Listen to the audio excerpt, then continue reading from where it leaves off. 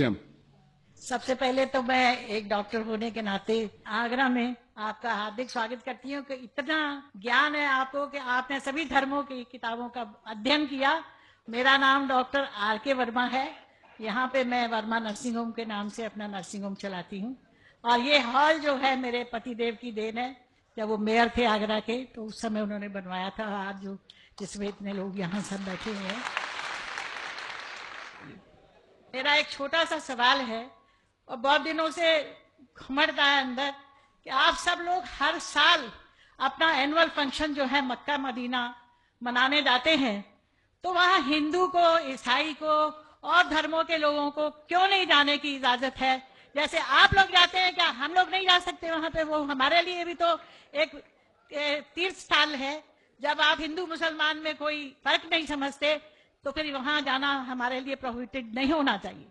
Doctor Verma साहिबा ने बहुत अच्छा सवाल पूछा और ये मेरी किताब में 10वां सवाल है जो गलतफहमी नंबर 10 है। मेरी किताब आप पढ़ेंगे, गलतफहमी नंबर 10।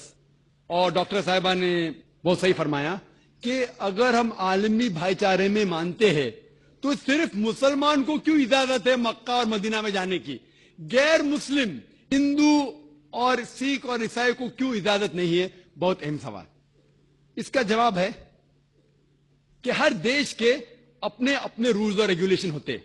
मिसाल के तौर पे मैं हिंदुस्तानी हूं, लेकिन मुझे कुछ हिंदुस्तान के इलाके में जाने की इजाजत नहीं है जिसे कहते हैं कैंटोनमेंट एरिया।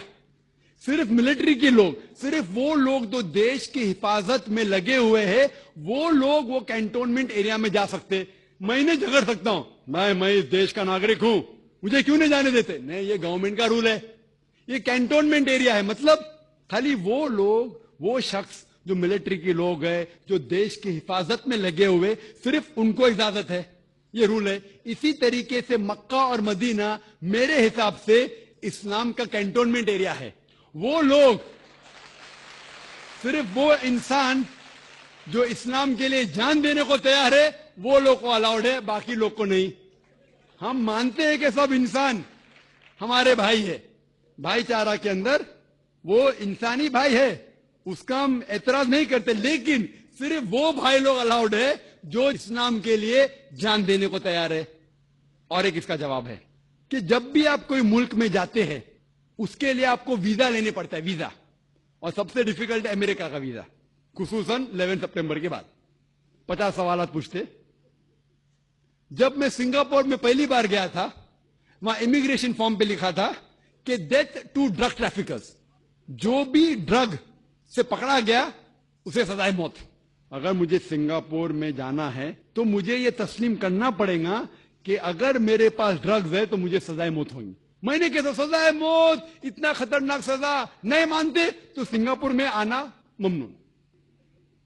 तो आप अगर सिंगापुर का वीजा लेते आपको तस्लीम करने पड़ेगा कि ड्रग वाले को सजाए मौत। इसी तरीके से मक्का और मदीना जाने का वीजा है, आप सिर्फ अपने जबान से कहो ला इलाहा इल्लल्लाह मोहम्मद रसूलुल्लाह।